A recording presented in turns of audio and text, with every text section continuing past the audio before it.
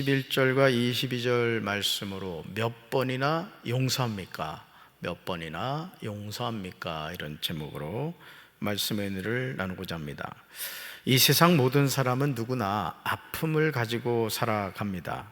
길지 않은 삶의 여정을 살면서 행복한 기억만 붙잡고 살아도 아쉬운데, 기억하기 싫은 고통스러운 아픔을 끌어안고 살면 우리 심장에 그런 괴로움을 견딜 수가 있겠습니까? 그래서 우리는 한많은 이 세상이라고 노래합니다. 무슨 한이 그렇게 많다고 이런 표현을 하는 걸까요? 그런데 정말 안타까운 점은 우리 가슴에 피멍처럼 들어있는 아픔이 나와 무관한 사람에게서 비롯되는 것이 아니라는 겁니다. 저 먼 미국에 사는 어떤 사람 때문에 우리가 속상할 일이 있는 것이 아니죠. 중국에 사는 어느 시골의 누구 때문에 마음 상할 일이 없습니다. 가장 가까이에 사는 가족에게서 이 아픔이 시작이 되죠. 나를 낳아주신 부모님, 한 부모 밑에서 태어난 형제자매, 그리고 누구보다도 친하다고 하는 주변 사람들부터 시작이 됩니다. 믿는 도끼에 발등 찍힌다는 말처럼 그렇게 상처받습니다. 마태복음 18장 15절에서 예수님은 순종하기 쉽지 않은 말씀을 우리에게 하고 계십니다. 우리 말씀 같이 읽습니다. 내 형제가 죄를 범하거든 가서 너와 그 사람과만 상대하여 권고하라. 만일 들으면 내가 내 형제를 얻은 것이요. 아멘. 여기서 예수님은 형제가 어떤 죄를 지었는지에 관해서는 밝히고 있지 않습니다. 그런데 마태복음 18장 15절에서 가서 너와 그 사람만 상대하여 권고하라 이렇게 말씀하시죠. 이어지는 16절에서 한두 사람을 데리고 가서 두세 증인으로 입으로 말마다 확증하게 하라고 하십니다. 이어지는 17절에서 교회에 말하라고 하십니다. 결코 단순한 죄가 아님을 보게 됩니다. 그렇다면 예수님은 왜 형제가 죄를 지었을 때 그에게 가서 권고하라고 하실까요? 왜 말마다 확증하게 하라고 하실까요? 왜 교회에 말하라고 하실까요? 그 이유는 마태복음 18장 18절 말씀 때문에 그렇습니다. 우리 말씀 같이 읽습니다. 무엇이든지 너희가 땅에서 매면 하늘에서도 매일 것이요, 무엇이든지 땅에서 풀면 하늘에서도 풀리리라. 아멘. 그러시면서 마태복음 18장 19절에서 예수님은 아주 놀라운 말씀을 하십니다. 같이 읽습니다. 내가 진정으로 거듭 너에게 말한다. 땅에서 너희 가운데 두 사람이 합심하여 무슨 일이든지 구하면 하늘에 계신 내 아버지께서 그들에게 이루어 주실 것이다. 아멘. 형제가 죄를 범하였을 때 그 일로 인하여 형제와 사이가 틀어지면 삶의 문제가 일어납니다. 어떤 문제가 일어납니까? 무엇인지 땅에서 매면 어떻게 된다고요? 하늘에서도 매이게 되고요. 무엇이든지 땅에서 풀면 어떻게 된다고요? 하늘에서도 풀립니다.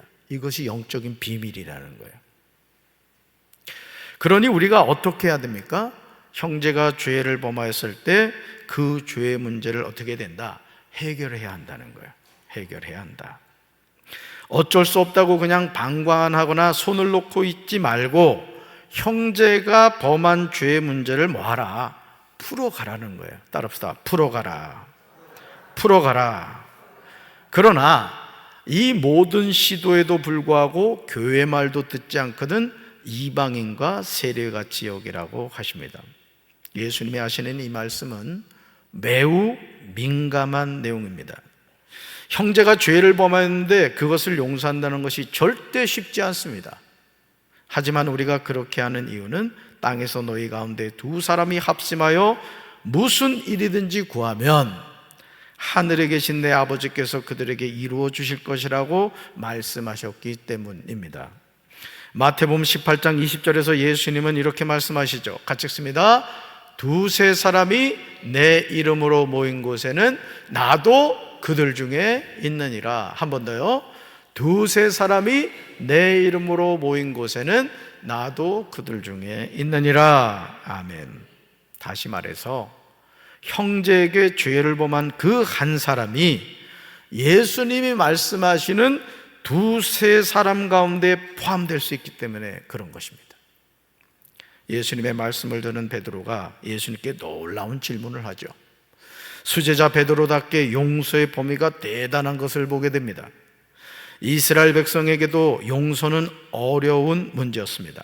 그래서 당시 랍비도요 이렇게 가르쳤대요. 3번 용서해라. 우리말도 3세번이라는 말이 있죠. 그러니까 당시 이 랍비도 용서의 범위를 얘기할 때 아주 정말 인내하고 인내해서 몇 번까지? 3번까지 용서하라 이렇게 얘기했다는 거예요. 그런데 마태복음 18장 21절에서 베드로는 랍비가 말하고 있는 용서의 범위를 훨씬 뛰어넘는 것을 보게 됩니다. 같이 읽어볼까요? 그때에 베드로가 나와 이르되 주여 형제가 내게 죄를 범하면 몇 번이나 용서해 주리까? 7번까지 하오리까? 아멘. 형제가 죄를 범하였을 때 단 한 번도 용서해 주기가 쉽지 않습니다. 그런데 베드로는 랍비가 제시한 3번 용서하라는 범위를 가뿐히 뛰어넘어서 몇 번요? 7번까지 하면 되겠느냐고 예수님에게 묻고 있습니다. 그렇다면 예수님이 베드로를 칭찬해 주셔야 되지 않겠습니까? 하지만 베드로의 말을 들으신 예수님은 베드로에게 아주 충격적인 말씀을 하십니다. 우리 한번 같이 읽어볼까요? 예수께서 이르시되 내게 이르노니 7번뿐 아니라 7번을 70번까지라도 할지니라. 아멘. 나에게 죄를 범한 형제를 한 번도 용서해 주기가 쉽지 않은데 예수님은 뭐라고 말씀하셨다고요? 7번뿐 아니라 7번씩 70번이라도 용서하라고 하십니다. 그러면 예수님이 하시는 용서의 범위가 7 곱하기 70 해서 490번을 의미할까요? 예수님이 말씀하시는 의도는 그렇지 않습니다. 따라합시다. 용서에는 제한이 없다. 아멘. 무제한이라는 뜻이에요. 그래서 우리가 신앙생활을 하면서 늘 깨달아야 될 것이 뭐냐면 구원파에서처럼 한 번 회개하면 다시 회개할 필요가 없다. 왜? 용서받았기 때문에 이제 그 한 번 회개하고 구원을 받은 사람은 그 다음부터는 막 살아도 된다는 게 구원파의 교리가 그겁니다. 근데 여러분 맞아요? 틀려요? 틀립니다. 우리는요 구원받은 하나님의 자녀이지만 여전히 죄성을 가지고 있습니다. 성령 충만함을 받은 우리 성도들, 예를 들어 새벽기도 막 그냥 뜨겁게 기도하고 집으로 돌아가다가 이렇게 가다 보니까 남의 집 담에 말이죠 호박이 자기를 부르는 거예요. 저를 따다가 국에 끓여 드세요. 성령의 음성을 듣고 똑 따다가 호박국을 끓여 먹었대요. 여러분 이게 우스갯소리 같지만은 오늘 우리 삶에 그런 경우가 많거든요. 용서에는 제한이 있다 없다?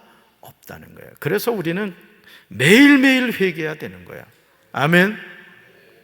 알고도 지은 죄, 모르고도 지은 죄를 주님 앞에 고백하면서 끊임없이 우리는 성결한 삶을 살아야 됩니다. 예수님은 용서에 관한 말씀을 설명하시기 위해서 용서할 줄 모르는 종에 관한 비유를 하십니다. 어떤 임금이 종들과 결산을 합니다. 그런데 10,000달란트 빚진 자 하나를 데려옵니다. 여기서 1달란트는요 노동자의 15년 품삯입니다. 1달란트가 얼마라고요? 노동자의 15년 품삯이래요. 그런데 몇 달란트 빚졌다고요? 10,000달란트를 빚졌대요. 그런데 이 종의 빚이 10,000달란트입니다. 갚을 수 있습니까? 못 갚습니까? 절대 이건 갚을 수 없는 게 평생을 갚아도 갚을 수 없는 빚이라는 뜻입니다. 그러므로 이 종은 빚을 갚을 길이 없었습니다. 주인은 그의 몸과 아내와 자식들과 모든 소유를 다 팔아서 빚을 갚게 하라고 합니다. 10,000달란트 빚진 종이 임금에게 엎드려 절하며 내게 참으소서 갚겠다고 합니다. 그 종의 주인이 그를 불쌍히 여겨 놓아보내며 그 빚을 탕감하여 주었습니다. 얼마나 감사한 일입니까? 여러분, 자신의 몸과 아내와 자식들 모든 소유를 판다고 해서 여러분 1만 달란트 빚을 어떻게 갚을 수가 있겠어요? 여러분, 노동자 한 사람이 1년 품삯 얼마 정도 하겠습니까? 아무리 작게 잡는다고 해도 3, 4천만 원만 잡는다고 해도 여러분, 그게 한 달란트가 15년 품삯이란 말이에요. 근데 몇 달란트 빚졌다고요? 1만 달란트를 빚졌다는 거예요. 그런데 주인이 탕감해 준 겁니다. 아마 이 사람은 꿈인가 생신가 했을 거예요. 너무너무 기뻤을 겁니다. 그런데 1만 달란트 빚의 탕감을 받은 이 종이 나가서 자기에게 100데나리온 빚진 동료 한 사람을 만납니다. 여기서 한 데나리온은 노동자의 하루 품삯입니다. 뭐 사람에 따라서 다르겠습니다만 어떤 사람은 뭐 전기 기능工같은 경우 이 리모델링 해보니까 30만 원이에요. 타일 공사하는 그 전문 직종도 그렇더라고요. 뭐 25만 원 하기도 하고 20만 원. 요즘은 뭐 웬만해서는 10만 원이 넘습니다. 10만 원. 한 데나리온은 노동자의 하루 품삯이에요. 근데 몇 데나리온 빚졌다고요? 100데나리온 빚을 졌습니다. 한 달란트는 노동자의 15년 품삯이라고 했습니다. 한 데나리온과는 비교할 수가 없는 거죠. 주인에게 1만 달란트 빚의 탕감을 받은 사람이 자신에게 100데나리온의 빚을 진 사람을 붙들고 목을 잡고 빚을 갚으라고 협박을 합니다.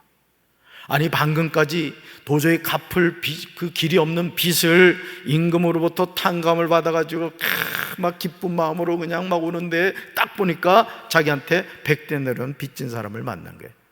그러면 여러분이라면 제가 볼 때, 여러분 얼굴을 볼 때 나도 탕감 받았으니 기쁜 마음으로 탕감해 주실 거죠? 그러긴 뭘 그래. 실제 그래 봐. 똑같은 겁니다, 여러분. 자신이 그 용서받았다는 그 감격과 감사를 생각하지 않고 자신에게 100데나리온 빚진 사람을 목을 잡고는 막 협박을 하는 겁니다. 빚을 진 그 동료가 엎드려 나에게 참아주셔서 갚겠다고 간구합니다. 그러니까 자신이 했던 거가 똑같잖아요, 그렇죠? 하지만 종은 허락하지 않습니다. 심지어 가서 100데나리온 빚진 자를요, 빚을 갚도록 옥에 가두어 버렸습니다. 그리고 이 모든 사실에 관하여 그 동료들이 보고 몹시 딱하게 여겨 주인에게 가서 그 일을 다 알립니다. 주인이시여, 1만 달란트 그 빚진 종을 용서해 주지 않으셨습니까? 응, 내가 그랬지. 아, 그런데 말입니다, 100데나리온 빚진 사람이 그 종에게 있었나 봅니다. 그런데 그 사람을 목을 잡고 막 협박을 하고 결국 옥에 가두었다고 합니다. 이 주인이요, 1만 달란트 빚진 자를 불러다가 그에게 이렇게 말합니다. 같이 읽습니다. 악한 종아, 내가 빌기에 내가 내 빚 전부를 탕감하여 주었거늘 내가 너를 불쌍히 여긴과 같이 너도 내 동료를 불쌍히 여김이 마땅하지 아니하냐. 아멘. 잘 보세요. 악한 종아. 1만 달란트 빚진 자를 뭐라 불러요? 악한 종이라고 하는 거예요. 자, 그러면서 네가 갚을 수 없는 빚을 졌지 않았느냐? 그런데 네가 빌었지 않느냐? 내가 갚겠습니다. 갚기는 뭘 갚아요? 갚을 길이 없는데 이거 립 서비스지 사실은. 그래서 어떻게 했어요? 그 임금이 내 빚 전부를 뭐 해줬다? 탕감해 줬다는 거예요. 완전히 빚에서 자유를 준 거죠. 그렇다면 내가 너를 불쌍히 여긴 같이 너도 너에게 100데나리온 빚진 동료를 어떻게 된다? 불쌍히 여겨야 된다. 이 얘기를 지금 하고 있는 겁니다. 사랑하는 성도 여러분, 이제 우리는 자신에게 질문을 던져야 돼요. 여러분, 성경을 읽을 때 항상 해야 될 것이 뭐냐면 사실, 의미, 적용입니다. 이게 큐티거든요. 팩트, 미닝, 어플리케이션. 이게 이제 큐티라고 하는 거예요. 우리가 말씀을 이렇게 대할 때, 자, 그렇다면 나는 1만 달란트 빚진 종인가? 아니면 주인에게 1만 달란트 빚진 종에게 빚을 진 100데나리온의 종인가? 이걸 여러분 스스로에게 물어봐야 돼요. 나는 1만 달란트 빚진 종인가? 100데나리온 빚진 종인가? 우리는 예수님이 비유하시는 말씀을 통하여 정답을 알게 됩니다. 10,000달란트는 평생을 갚아도 갚을 수 없는 빚입니다. 다시 말해서 우리가 노력해서 해결할 수 없는 빚이란 뜻이에요. 그런데 그 빚을 주인이 불쌍히 여겨 놓아보내며 그 빚을 탕감하여 주었습니다. 무슨 빚일까요? 저와 여러분이 노력해도 갚을 수 없는 빚, 무슨 빚이에요? 사랑의 빚이 있고요. 또 무슨 빚이 있죠? 죄의 빚입니다. 따라합시다. 죄의 빚. 우리가 갚을 수 없는 빚이 뭐냐면 사랑의 빚입니다. 그래서 로마서에서 사랑의 빚 외에는 지지 말라 그랬죠. 하나님이 우리를 사랑해 주신 그 사랑, 평생을 갚아도 갚을 수 없다는 거예요. 또 갚을 수 없는 빚이 뭐라고요? 죄의 빚이라는 거예요. 죄의 빚. 죄의 문제는 우리가 아무리 노력해도 우리 힘으로 해결할 수 없는 빚이에요. 그래서 저는 가끔 이 TV에 우리 스님들 나오면은 너무너무 불쌍해요. 스님들 사람도 없는 그 산속에 가서 머리를 박박 깎고 이른 새벽에 일어나서 목탁을 두드리면서 마하바냐 밀타심령을 아무리 애운다고 한들 무슨 그 마음의 공허함이 해결이 되겠습니까? 응? 해결이 될 수가 없는 거예요. 그러니까 여러분, 우리가 이 세상을 살면서요, 가장 행복한 인생이 뭐냐면 자신이 죄인임을 깨닫고 그 죄의 문제를 해결할 방법을 알고 살아가는 사람이 가장 행복한 사람입니다. 아멘이십니까? 오늘 제가 저 김상영 내과의원 가가지고 이제 건강검진을 하고 왔는데, 이런 건강검진하고 이제 위내시경을 저는 수면을 안 하거든요. 예, 그냥 눈 부릅뜨고 견딥니다, 저는. 그랬더니 거기 일하시는 간호사분이 참 잘하시네요. 막 눈물은 그냥 막 뚝뚝 떨어. 이 큰 눈물에 막, 오늘 그래서 지금 비가 오는 거예요. 제가 흘린 눈물 때문에. 여러분, 근데 그 원장님 앞에 검사를 하고 참 겸손해집니다. 우리가 건강검진을 하면 항상 그 검진 결과를 이야기해 주신 원장님 앞에 너무 겸손했죠. 그러면서 원장님이 해주시는 말씀에 귀가 쫑긋하잖아요. 그러면서 그냥 막 복음이 들려옵니다. 괜찮습니다 하면 그냥 너무 기쁘잖아요. 그죠? 죄의 문제는요, 잘 들으세요, 우리가 평생을 노력해도 우리 힘으로 해결할 수 없는 빚입니다. 이런 빚을 하나님의 은혜로 해결을 받았습니다. 어떻게 해결받았습니까? 나는 아무 수고도 하지 않았는데 예수님이 우리를 불쌍히 여겨 주셔서 갈보리 십자가에서 보혈을 흘려주셔서 해결해 주신 거예요. 아멘. 그러니 여러분, 우리가 어찌 감사하지 않을 수가 있겠습니까? 여러분 가끔 뭐 나는 자연인이라고 보면 말이죠, 자신이 참 열심히 살다가 몸에 병이 걸려가지고 모든 걸 다 내려놓고 산속에 들어와서 살면서 그 암을 치료받았다, 이런 분들 가끔 나와요. 여러분, 오늘 우리 인생에요, 이런 일들이 너무 많습니다. 내 힘으로 해결할 수 없는 인생의 문제가 막 밀물처럼 몰려오잖아요. 근데 그 많은 문제 가운데 절대 해결할 수 없는 게 뭐라고요? 죄의 문제다. 근데 여러분, 해결받았어요? 못 받았어요? 해결받았잖아요. 감사해요? 감사하지 않아요? 그러니까 우리는 10,000달란트 빚진 종이라고요. 평생을 감사하며 살아야 돼요. 할렐루야. 그렇다면 하나님의 사랑의 빚진 자로서 우리가 어떻게 해야 하겠습니까? 마태복음 18장 33절에서 말씀하십니다. 같이 읽습니다. 내가 너를 불쌍히 여긴과 같이 너도 내 동료를 불쌍히 여김이 마땅하지 아니하냐. 아멘. 그러시면서 예수님이 이렇게 말씀하시죠. 같이 읽습니다. 너희가 각각 마음으로부터 형제를 용서하지 아니하면 나의 하늘 아버지께서도 너희에게 이와 같이 하시리라. 아멘. 자, 그러니까 이 말씀을 통해 우리가 예수님의 비유의 말씀에서 그 임금이 누구예요? 하늘 아버지 하나님이신 거예요. 할렐루야.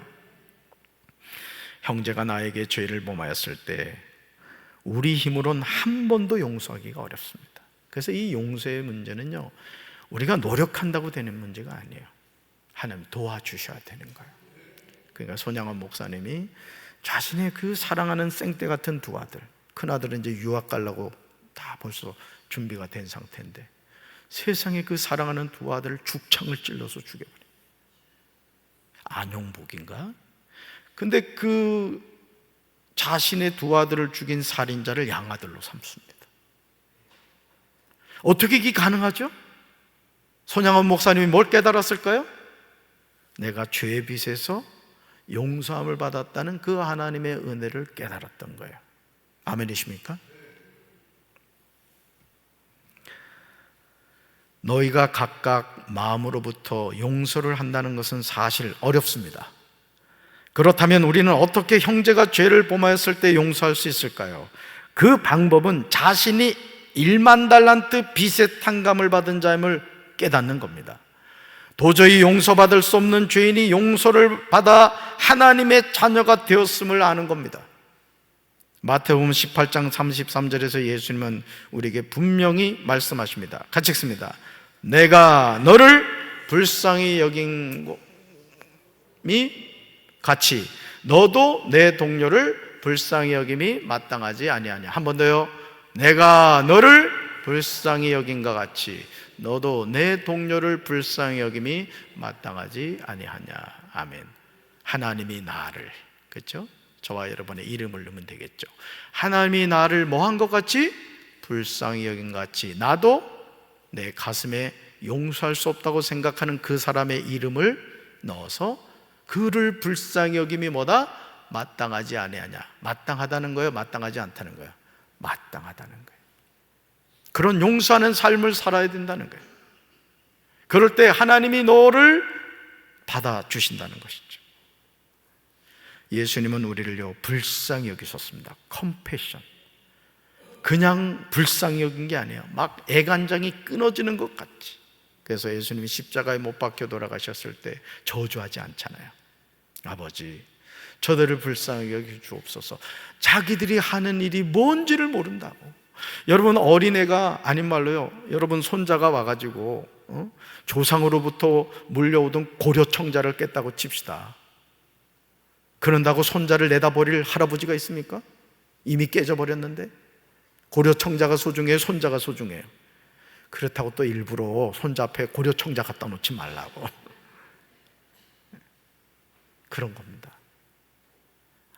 아들의 생명을 죽이는 죄인들이 누구였어요? 저와 여러분이었잖아요. 근데 예수님 어떻게 죽습니까? 두 팔을 딱 벌리고 누구든지 나를 믿는 자마다 멸망하지 않고 어떻게 한다? 영생을 얻게 해주신 거예요. 할렐루야. 이 은혜를 회복해야 될 줄로 믿습니다. 따라합시다. 이웃을 불쌍히 여기며 살겠습니다. 가족을 불쌍히 여기며 살겠습니다. 아멘. 그렇게 할 때 우리는 나에게 죄를 범한 형제를 용서하게 됩니다. 바르게는 우리 사랑하는 성도들의 마음속에 내가 형제를 몇 번 용서해 줘야 됩니까? 이걸 묻는 것이 아니라 무제한적으로 용서할 줄 아는, 또 불쌍히 여길 줄 아는 그런 아름다움을 소유한 우리 사랑하는 성도들 되기를 주님의 이름으로 축원합니다. 가슴에 손 얹겠습니다. 사랑의 주님, 오늘 베드로는 예수님에게 형제를 몇 번이나 용서해 줘야 하느냐고 물었습니다. 예수님은 비유의 말씀을 통하여 베드로야, 너는 1만 달란트 빚진 종이야 라고 말씀하시면서 너는 아무리 노력해도 용서받을 수 없어 깨닫게 해주셨습니다. 주님, 우리가 용서받을 수 없는 죄의 빚, 갚을 수 없는 사랑의 빚을 지고 살아갑니다. 용서하며 살게 하옵소서. 불쌍히 여기며 살아가게 하옵소서. 마음에 원한을 품고 살아가지 않게 도와 주옵소서. 그래서 하나님이 우리를 용서해 주신 것처럼 우리 또한 용서하는 마음을 가지고 살아가게 하옵소서. 그래서 우리 사랑하는 성도들의 마음에 마귀가 집짓지 않게 도와주시고 늘 성령 충만한 삶을 통하여 하나님의 사랑을 전하는 사랑의 원자탄이 되게 하옵소서. 이제는 우리 주 예수 그리스도의 크신 은혜와 하나님 아버지의 한없는 사랑과 성령님의 교통하심이 무제한적인 용서를 통하여 하나님의 사랑을 실천하며 살기 원하는 사랑하는 주의 백성들을 위해 이제부터 영원토록 함께 하시기를 간절히 축원하옵나이다. 아멘.